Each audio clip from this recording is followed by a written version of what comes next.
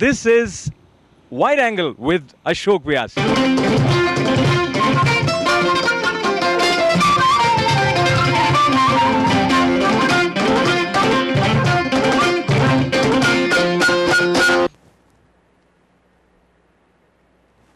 नमस्कार का अभिवादन जब मौन के साथ मुखरित होता है एक ऐसी उपस्थिति में जिनके उपस्थिति मात्र से ऐसा कहा जाता है कि जीवन की दशा और दिशा दोनों बदल सकते हैं। ये बात अपने आप में असंभव सी जान पड़ती है क्योंकि हम कई मनुष्यों से मिलते हैं और उनका एक लेश मात्र असर भी हम पर नहीं होता है। और न्यूयॉर्क में रहते हुए कई ऐसे सफल व्यक्तियों से संपर्क होता है जो कहीं ना कहीं एक कसक महसूस करते हैं, अपने प्रोफेशन में बहुत सफलता है, संपत्ति इत्यादि। वो क्या चीज़ है जो शांति को एक सामान्य सामाजिक रूप से सफल दिखने वाले व्यक्ति से दूर रखती है? तो पुनः निवेदन ये हुआ, आप कृपा करके बताएं कि शांति प्राप्त करने के लिए क्या? हाँ, कहते हैं लोग कि I want peace, remove I, read, take out I, remove want, only peace will be there. अहंकार, मैं को हटा दो और चाहत को हटा दो, जरूरत से ज्यादा आशा को हटा दो, पीस ही तो बचेगा। सारे लोग कहते हैं I want peace, remove I, then remove want, बच क्या गया? पीस। हुआ क्या कि हम मनुष्य, हमारे जीवन में दो चीजें हैं, डूइंग और बीइंग। इसको रिसर्च मैंने किया और मैं अपने जीवन, आज 70 साल का हुआ मैं, इस 70 साल में 42 साल मैंने साधना की, रिसर्च किया जीवन क्या है। और मैं विज्ञान इसलिए नहीं पढ़ा कि मुझे कोई नौकरी करना हो या वैज्ञानिक बनना हो, मैं विज्ञान इसलिए पढ़ा कि मैं जान सकूं कि विज्ञान पढ़ने वाले लोग क्यों धर्म के विरोध हो जाते हैं, क्या कारण है। और मैं पाया कि विज्ञान और धर्म कोई बहुत अलग अलग नहीं है, अध्यात्म का एक छोटा टुकड़ा विज्ञान है। विज्ञान तथ्य पर टिका है और धर्म सत्य पर टिका है। विज्ञान के लिए तथ्य चाहिए, धर्म के लिए सत्य चाहिए। उस सत्य की खोज करता है विज्ञान और विज्ञान पहुंचते जाता है। 500 वर्षों पहले विज्ञान की रिसर्च हुई और पाया गया कि शरीर में खून है, वो स्थिर है। 300 वर्ष पहले पाया गया नहीं, वो खून चलती है। और अब पाया गया नहीं, 270 किलोमीटर पर आवर की रफ्तार से चलती है खून। तो विज्ञान बदल रहा है, लेकिन नाश्वर खोज है विज्ञान का और धर्म का शाश्वत खोज है। इसलिए महावीर की खोज नहीं बदली, राम की खोज नहीं बदली, कृष्ण की खोज नहीं बदली, वो शाश्वत थी। और ये नाश्वर खोज है। आज हो सकता है हमने खोजा है कि the earth moving around the sun, कल हो सकता है कि ये हो जाए कि सन मूविंग अराउंड समथिंग। ये भी हो सकता है, लेकिन खोज चल रही है। अच्छे, अब आप कहेंगे भगवान को भी क्यों ऐसे करना पड़ा? तो इलेक्ट्रिसिटी का आविष्कार किसने किया? थॉमस एडिसन ने उसने इलेक्ट्रिसिटी का आविष्कार किया, वो क्रिएटर है। लेकिन थॉमस एडिसन भी इलेक्ट्रिसिटी के वायर को छू देते, क्या उसे करंट नहीं मारेगा? मारेगा, उसको भी मारेगा। ग्रेविटी का आविष्कार न्यूटन ने किया, लेकिन वो भी उड़े तो गिर जाएगा, वो भी एक पांव पर खड़ा हो तिरछा तक गिर जाएगा, तो उसके साथ भी वो लागू होता है। तो परमात्मा भी कुछ बनाया तो उसके साथ ही लागू होता है। तो कोई भी हो, कितना भी बड़ा हो जाए, इन नियम जस्टिस हमारे साथ लागू होगा। हो सकता है मनुष्य के बनाए हुए नियमों को बदला जा सके, उसको मैनिपुलेटेड किया जा सकते, but truth can not manipulated, God can not manipulated, system can but justice can not. नियम बदले जा सकते हैं, न्याय नहीं बदले जा सकते। नियम को मैनिपुलेशन किया जा सकता है, न्याय को नहीं। तो हम जब कमाने लगते हैं तो हमारे जीवन में दो चीज, डूइंग और बीइंग। मैं लगभग 3 साल 7 महीना लगातार समाधि में रहा, ये देखने के लिए कि आखिर आदमी मरता क्यों है, मर के कहाँ जाता है, जीवन क्या है, मृत्यु क्या है। लगभग 630 लोगों को मैं अपने गोद में सर रख के मरते हुए देखा। कि उनकी प्राण निकलती है उसका रंग क्या है। उसमें चोर भी लोग थे, सेंट भी थे, चीटर भी थे, डकैत भी थे, अच्छे भी लोग थे, कि उनकी रंग कहाँ है, वो प्राण कहाँ जाता है, उसका रंग क्या होता है, कैसे होता है। और लगभग 1206 लोगों को मैं ऐसे नॉर्मल देखा हूं मरते हुए, और इतना ये जानने के लिए कि प्राण क्या है, जन्म लेता है कि नहीं, कैसे लेता है, किस तरह लेता है, वहां हम कैसे पहुंच सकते हैं, किस तरह जा सकते हैं। लेकिन मैं जानता हूं धर्म अनुमान लगाकर जीने की चीज नहीं है, अनुभव करने की चीज है। तो ये जो हम जब जीवन जीने लगते हैं तो जीने में डूइंग और बीइंग दो चीज आ जाती है। डूइंग हमारा कर्म है, बीइंग हमारा जीवन है। कृष्ण बड़े अच्छे उदाहरण हैं कि दिन भर महाभारत का युद्ध चल रहा है, कृष्ण रथ चला रहे हैं, मार खिलाते हैं, खवाते हैं, एक करते हैं, वो करते हैं, और जैसे ही शाम होती है युद्ध बंद होता है, रथ खड़ा करते हैं और अपना बांसुरी लेकर शाम में जा करके नाचा करते हैं, झूमा करते हैं। उस कृष्ण की बीइंग है और युद्ध डूइंग है। तो जब हम अपने इस जीवन को डिफाइन करेंगे डूइंग और बीइंग, और दोनों को बैलेंस करके रखेंगे, इसलिए कि अगर आदमी को 100% सक्सेस होना हो तो अशोक जी आपके अनुसार क्या होना चाहिए? If you want to get 100% success in your life, true to yourself. हाँ, बहुत सुंदर, आपने एकदम सही जवाब दिया। लेकिन एक चीज और जानना है कि मेरा क्वेश्चन 100% सक्सेस का है, और सबकी सक्सेस 100% अलग अलग होगी। बाराक ओबामा जी की 100% अलग होगी, मेरी अलग होगी, आपकी अलग होगी, मनमोहन सिंह जी की अलग होगी, सबका 100% अलग अलग होगा जी। मेरा क्वेश्चन था 100% सक्सेस सिर्फ एक या दो चीज से हमें नहीं मिलेगा, हर चीजों का बराबर मात्रा में combination. Thought action combination is equal to success. आप देखिए, कोई बिल गेट्स इस संसार के सबसे अधिक ट्रूथ आदमी नहीं, सत्यवादी नहीं है, कोई इंडिया के मुकेश अंबानी ही नहीं है, कोई जिंदल और मित्तल ही नहीं है। उनसे भी मेहनती लोग हैं, उनसे भी वरेन बफे से भी अधिक मेहनती लोग हैं, लेकिन इनका कॉम्बिनेशन बैठ गया। बाराक ओबामा जी का कॉम्बिनेशन बैठ गया, बैठ गई इनकी। तो जैसे हमारी कॉम्बिनेशन बैठता है हम 100% सक्सेस होते हैं। उस कॉम्बिनेशन में एक चीज भी कम होता है तो हम थोड़ा कम हो जाते हैं, सक्सेस 90, 60, 40 हो सकते हैं। अब उसमें है हमारा सोच, thinking, planning, action. Without plan action is time pass, और without action plan is merely dream, and with action, with plan action we can change the everything. Action, plan, जज्बा, प्रॉमिस, संकल्प, संकल्प में विकल्प नहीं, मंजिल, सच्चाई, मेहनत, चलने की क्षमता, लोग, स्थिति, समय और अंत में भाग्य। अब ये भाग्य अपने हाथ में नहीं है, तो जो अपने हाथ में नहीं है उसके बारे में हम कैसे सोच सकते हैं? It is not our control. तो do your the best, leave on God rest. हम इन सारी चीजों को कॉम्बिनेशन बैठा के चलते हैं, 100% सक्सेस होते हैं, उसमें शांति और खुशी भी आती है। तो मैं एक चीज़ कहता हूँ लोगों से कि do your the best, leave on God rest. जो रेस्ट के बारे में सोचोगे तो चिंताएं होगी, परेशानियां आएगी, इसलिए कि man can not do god's work, god can but will not do man's work.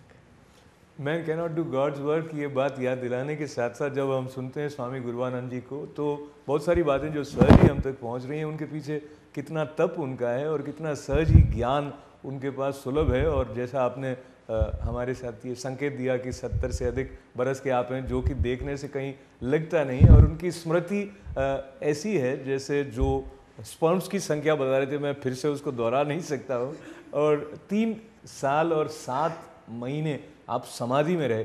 हमें से बहुत लोग समाधि का ठीक से जानते भी नहीं हैं, और ध्यान में अगर थोड़ी बहुत देर हम तन्मय हो जाएं तो हमें लगता है कि वही समाधि की अवस्था होती है। आपसे इतना विस्तार में चर्चा करने का मन होता है, लेकिन संक्षेप में 1-2 प्रश्न और मैं आपसे पूछ लेना चाहता हूँ। जो समाधि या जो भी साधना करते हैं, तो उनमें से कुछ लोगों को लगता है कि सिद्धि जो प्राप्त हो जाएगी तो वो मेरे लिए साधना की सफलता होगी। कुछ लोगों का ऐसा कहना है कि सिद्धियां जो हैं वो ईश्वर प्राप्ति में बाधा की तरह आ सकती हैं। आपको तो दोनों का अनुभव है, आप बताएं कि क्या तालमेल रहता है? नहीं, जितनी भी सिद्धियां हैं वो सब ईश्वर प्राप्ति के लिए सहायक हैं, साधन हैं। जब हम साधन को साध्य बना लेंगे तो साध्य नहीं मिल पाएगा। आज मुश्किल कहाँ हो रहा है? इस संसार में धनी लोग अशांत हो गए, दुखी हो गए, यह अभी हो रहा है। पहले जितने राजा होते थे वही तो भगवान होते थे। क्या महावीर, क्या ऋषभदेव, क्या आदिनाथ, क्या बुद्ध, क्या राम, क्या कृष्ण, क्या कैलाशपति शिव, क्या ब्रह्मलोक के राजा ब्रह्मा, विष्णुलोक के राजा। तो अगर धनी लोग दुखी होते तो भगवान कैसे होते? हुआ क्या कि धन एक साधन है जीवन जीने की। हमने जीवन को साधन बना लिया धन पाने की। और दो तरह की स्थिति होती है। जब तक हमारे पास धन नहीं होता है हम जान लगा देते हैं धन कमाने के लिए, और जब धन हो जाता है तो धन लगा देते हैं जान बचाने के लिए। ये दो चीज। तो साधन को हम साध्य समझ लेंगे तब नहीं पहुंच पाएंगे साध्य तक। तो साधना एक साधन है आध्यात्मिक युग में मोक्ष पाने की, ईश्वर तक जाने की। साधन मतलब क्या? भाई अपना साधन जुटा लो, इंडिया जाना है। अपनी साधन है तेरे पास, अमेरिका जाना है। तेरे पास साधन है, वाशिंगटन डीसी जाना है। इसी को तो साधन कहते हैं, और उसको पूरा कर लेने को साधना कहते हैं।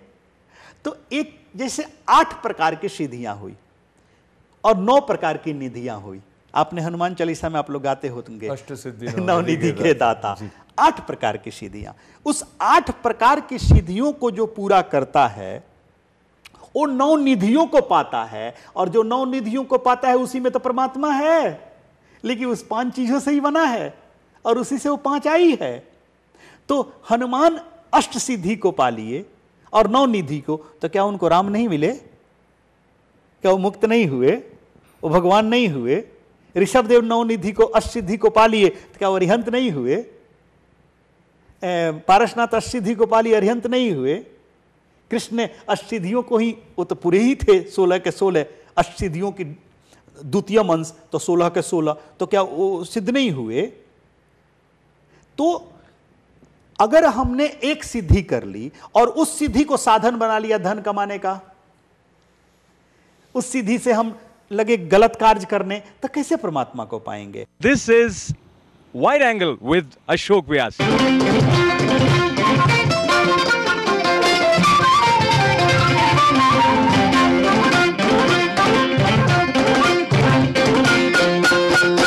अब आप यही देखो ना, 2 चीज हैं, माइकल जैक्सन और मीरा, दोनों नाची। लोग कहते हैं मीरा नाचते नाचते परमात्मा को पा ली। मैं कहता हूं ऐसा नहीं है। अगर ऐसा होता तो सबसे पहले माइकल जैक्सन पा लेता, लेकिन उसको तो नाचने का अधिक गुण मालूम। मीरा का तो हाथ पांव किधर जाए पता भी नहीं था, एकदम गणित इसके नाचने का, कहीं कुछ भी हिला दे। एक ही अंतर है, मीरा परमात्मा के लिए नाची, माइकल जैक्सन पैसा के लिए नाचा। मीरा को नाचते नाचते परमात्मा नहीं मिली, मीरा को परमात्मा मिलते गए और मीरा नाचती गई। माइकल जैक्सन को पैसा मिलता गया और माइकल जैक्सन नाचता गया। तो देख लेना, मीरा उतनी फेमस नहीं हुई, सारी विपरीत परिस्थिति में जीते जीते शरीर भगवान के पास चली गई। और माइकल जैक्सन के लाखों फॉलोअर, इतना पैसा कमाया, लेकिन डिप्रेशन में दवा खाकर मर गया। क्या? दवा खाकर मर गया। कारण कि माइकल जैक्सन मनोरंजन के लिए, मनोरंजन कराने के लिए नाचा, मीरा उत्सव में नाची, उत्सव आया। तो इस साधना एक जीवन का उत्सव है। सिद्धियां एक सीढ़ी है परमात्मा तक जाने की। तो जितनी सिद्धियों को आप पाओगे उतने ही परमात्मा के नजदीक जाओगे, और जब पूरी कर लोगे तब परमात्मय हो जाओगे। हनुमान को जैसे अष्ट सिद्धि मिली वो खुद भगवान हो गए। और इतिहास गवाह है कि राम की पूजा जितनी नहीं हुई उतनी हनुमान को हुई। और राम के मंदिर में हनुमान की मूर्ति है, लेकिन हनुमान के मंदिर में राम की नहीं। तो इसलिए अगर कोई कहता है कि सिद्धियां परमात्मा पाने की बाधक है तो गलत कह रहा है, इसलिए कि हमारे देखने की नज़रिया है। कोई कहता है धन बाधक है भगवान के लिए, मैं कहता हूँ धन सहायक है भगवान के लिए। अगर बाधक होता तो महावीर भगवान नहीं बनते, बुद्ध भगवान नहीं बनते, राम राजा थे भगवान नहीं बनते, कृष्ण राजा थे भगवान नहीं बनते। नहीं, जिस दिन तुम उसको साधक साध्य समझ लोगे वहीं रुक गए। जिस दिन साधन समझोगे बढ़ जाओगे। कृष्ण और महावीर में अंतर क्या है? महावीर ने सारे सुखों को छोड़ दिया और परमात्मा हो गए, परमात्मा हो गए। लेकिन कृष्ण ने सारे सुखों को नहीं छोड़ा, सारे सुखों की सीढ़ियां बनाकर उस पर चढ़कर परमात्मा हो गए, परमानंद को पा लिए। अलग अलग रास्ते हैं।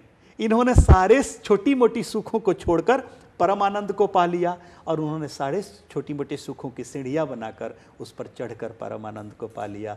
तो सीढ़ियों को सीढ़ियां बनाओ, परमानंद को पालो।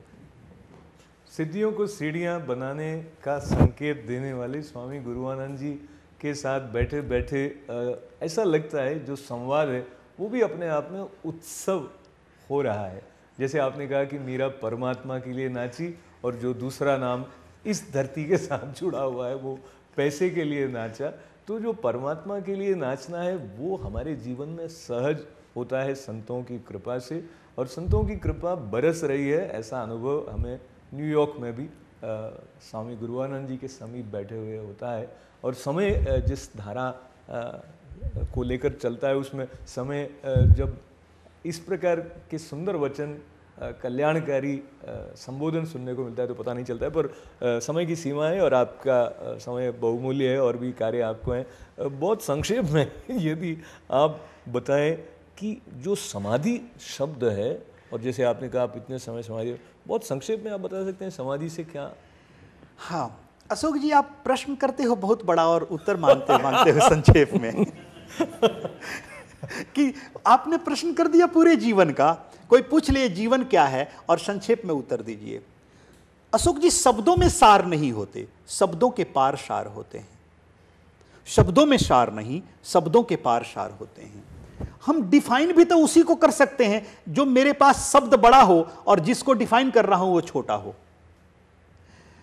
अगर मैं किसी चीज को डिफाइन करने चलूं तो मेरे पास वैसे शब्द है कि जिसमें मैं उसको बांध सकता हूं, जिसमें मैं उसको डिफाइन कर सकता हूं, मैं स्टेप बाय स्टेप उसको पूरा कर सकता हूं। लेकिन जैसे समाधि की बात कहे तो सारे शब्द छोटे हो जा रहे हैं, वहां मैं शब्दों में डिफाइन नहीं कर सकता हूं। जैसे कहते हैं ना कबीर कि एक कहूं तो है नहीं और दो कहूं तो गारी। एक कहूं तो मैं कह नहीं पा रहा हूं, उसको कैसे कहूं, वो किसके जैसा है कि कहूं। जैसे आज मुझे कहना हो कि अशोक जी इसके जैसे हैं, तो ये आदमी की मूछें अशोक जी जैसी है, इस आदमी की हाइट अशोक जी जैसी है, इस आदमी का रंग उनके जैसा है, इस आदमी का शरीर उनके जैसा है, लेकिन उसके जैसा तो यहां कोई है नहीं, तो कहे कैसे। अब समाधि क्या होता है, जब हम अष्ट सिद्धियों को पूरा करते हैं, जिसमें सिद्धियां आती है तंत्र की, मंत्र की, समुद्री, शोध्यम, पाध्यम, वर्ध्यम, निध्यम, कृत्वम, ये अष्ट सिद्धियां हैं। अब 8 सिद्धि मतलब 8 ही नहीं होता है। जैसे अब तंत्र की सिद्धि है उसमें 1703 विधियां हैं। अब 1703 सिद्धियों को पूरा करेंगे तो एक तंत्र की सिद्धि होगी। अब उसी तरह निधित समुद्री सिद्धियां हैं जिसमें 906 सिद्धियां हैं, तो 906 विधियों को पूरा करेंगे तो एक सिद्धि होगी। तो जब हम अपनी 8 सिद्धियों को पूरा कर लेते हैं और 9 निधियों को प्राप्त कर लेते हैं तब समाधि घटित होती है। जब हम अष्ट सिद्धियों को पूरा करते हैं, 9 निधियों को पाते हैं, तो आदमी के जीवन में समाधि घटित होती है। और हमारा एक कमल दल, विष्णुलोक, शिवलोक, ब्रह्मलोक, जब कभी भी मृत्यु प्रवेश करती है तो कमल दल से प्रवेश करती है।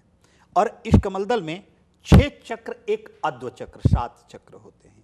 सबों के 7 नहीं होते, किसी के 5 होते, किसी के 9 होते, किसी के 6 होते। जैसे स्वामी विवेकानंद जी के 5 थे, जैसे मेरे भी 5 हैं, किसी के 3 भी होते हैं, किसी के 3 भी होते हैं, जैसे अष्टावक्र जी के 3 ही थे। तो इन चक्रों में प्राण घूमता है और मृत्यु भी उन चक्रों से घूमती है। कभी कभी आप देखेंगे कि सामान्य मरता हुआ व्यक्ति जिसकी उम्र हो गई है, उसको पहले पता चल जाता है मैं मर जाऊंगा, मेरे बेटे को बुला दो, मेरी बेटी को बुला दो, मैं देखना चाहता हूँ, अब नहीं बचूंगा। आप लोग देखे होंगे, अपने पूर्वज लोग बोल देते हैं। अतः उन्हें पता चल जाता है कि मृत्यु आ गई है। जब मृत्यु आती है तो प्राण भागता है, वो जाना नहीं चाहता इस शरीर को छोड़कर, और मृत्यु उसके पकड़ना चाहती है तो भाग करके चक्रों में घूमता है। घूमते घूमते फिर आता है वो विष्णु लोक में। लेकिन जब आदमी बहुत खुश होता है तो कहाँ हाथ जाता है, मैं दिल से सेटिस्फाई हूँ, ये विष्णु लोक है। फिर ये शिव लोक, जितनी भी मृत्यु होती है डिस्ट्रॉयर शिव है, यहीं से होती है, इसी 5 ज्ञानेंद्रियों से। कभी इसके आगे जो उसके जीने का पता नहीं, वो 3D में ही जिया है, वो 3 डायमेंशन में ही जिया है, जनरेट, ऑपरेट और डिस्ट्रॉय में। तो शिवलोक तक ही हमारे प्राण को, आत्मा को जाने कि रास्ता मालूम है, और मृत्यु भी शिवलोक तक ही पहुंचता है, उसके आगे नहीं जा सकता है। अब चौथा डी भी रिसर्च हो चुका है, आ रहा है 4D, 5th डी भी अब आने लगा है, सारी 4D पूरा चारों तरफ का। तो अब क्या हुआ, यहीं तक ये शिवलोक है और ये ब्रह्मलोक है, तो यहीं तक पता है मृत्यु को जाना। तो मृत्यु आत्मा को भी यहीं तक पता है, तो आत्मा भागने लगती है, कभी नाक से पकड़ी गई, नाक से निकाल लिया, कभी मुंह से, कभी कान से, कभी आंख से, जिसमें अधिक आंख और मुंह से, इसलिए कि ये 2 इंद्रियां हैं जो खुलती है और बंद होती है, और ये जो इंद्रियां कभी बंद नहीं होती है, हमेशा खुली रहती है। तो अगर जिसको, अब जब हमारी आत्मा को इस ब्रह्मलोक में चढ़ाने का जिसको कला पता हो गया, उसी को समाधि कहते हैं। जिस दिन वो शिवलोक से ऊपर उठ के अपनी आत्मा को इस ब्रह्मलोक में चढ़ा लिया, वो अमर हो जाएगा, वो जब चाहे तब मर सकता है, जब तक चाहे तब तक जी सकता है। जैसे आज मेरी मृत्यु आने वाली है, मैं अपनी आत्मा को चढ़ाया यहाँ और बैठ गया, मृत्यु आई, शिवलोक तक ढूंढी और लौट कर चली गई। जैसे 2.25 साल पहले मेरी मृत्यु थी, मुझे मरना था, सारे शरीर से खून निकलने लगे, सब लोगों को पता होगा। मैं कहा भी मेरी मृत्यु है, मुझे समाधि में बैठने दो। 90 दिन तक बैठा था, फिर ठीक होके निकला। लेकिन मृत्यु जितने दिन रहनी थी आई और चली गई। अब आप कहेंगे वो व्यक्ति मरता क्यों है? इसलिए कि उसके काम पूरे हो जाते हैं, वो चला जाता है, वो रहेगा भी कब तक? आप यहाँ आए हो इंटरव्यू लेने, इंटरव्यू पूरा होगा, आप चले जाओगे। तो जितना हमारा कार्य है उतना वो करेंगे और चले जाएंगे। तो जब हम अपनी आत्मा को यहाँ चढ़ाते हैं तो उस समय हमारी सांसें बंद हो जाती है, सांसें कार्य नहीं करेगी, कोई भी ऑर्गन्स जो है वो काम करना सब छोड़ देता है। लेकिन इस आत्मा से लिंक रहता है मेरे शरीर का। जैसे आप सोते हो और सपना देखते हो, ये मत सोचना कि आपके अंदर ही घटित हो रहा है। बहुत बार प्राण बाहर निकल कर जाती है, किसी जानवर से मिलेगी, लगेगा वो जानवर झगड़ा कर रहा है, मार रहा है, और सही मार रहा होगा, लेकिन आत्मा तो मरती है नहीं, इसलिए शरीर को कोई हानि नहीं होता है। तो जो ये हमारी जो आत्मा जब ब्रह्मलोक में स्थित होती है और उसके बाद समय और मैं एक हो जाता हूं, जिसको जैन धर्म में समायिक भी कहते हैं। समायिक, समय आप जब एक हो गए, कुछ बदला ही नहीं, उसी को समाधि कहते हैं। जैसे आज मैं बैठा और 1 साल के बाद निकला हूं, मेरे लिए समय बीता ही नहीं है। जैसे आज घड़ी चल रही है, घड़ी जब अपने दीवार पर चलती है तो क्या कहती है? टिक टिक टिक टिक, लेकिन कभी खुद टिकती है? तो और समय किसे कहते हैं? 2 परिवर्तनों के बीच के गैप को ही तो टाइम कहते हैं।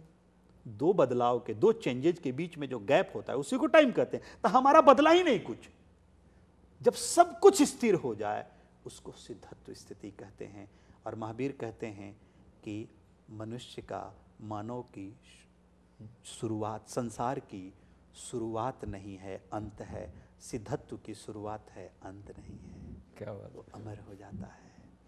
अमर होने के क्षण तक हमें ले जाने वाले स्वामी गुरुआनंद जी महाराज के पास बैठकर कुछ ऐसे दुर्लभ रहस्यों के ऊपर से परतें जैसे हटती हुई सी लगती हैं, पर उसमें जितना एक तन्मयता से, श्रद्धा के साथ निरंतर अगर हमारा ध्यान होगा तो शायद कुछ और बातें खुलेंगी। मगर मैं बहुत संक्षेप में आपकी उपस्थिति में पुनः ये याद करते हुए कि आपने कई वर्षों तक साधना की, 41 वर्षों तक लगभग, और उसमें से 3 बरस से अधिक का समय आपका समाधि में बीता, और वैज्ञानिक की तरह आपने जीवन और मृत्यु के रहस्य एक बार में जी 3 साल 7 महीना एक बार में लगातार।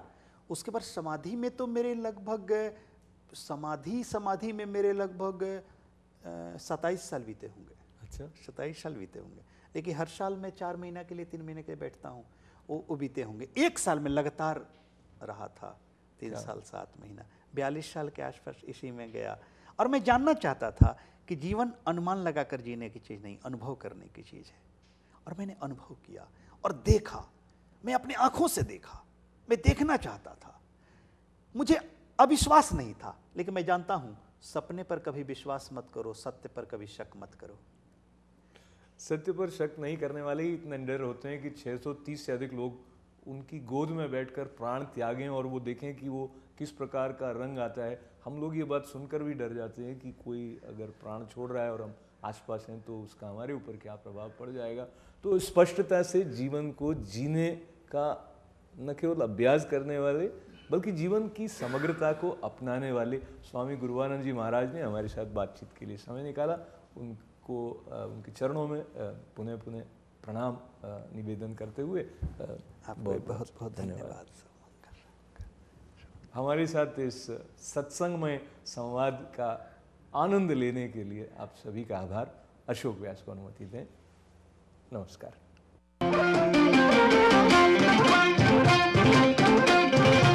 This is Wide Angle with Ashok Vyas.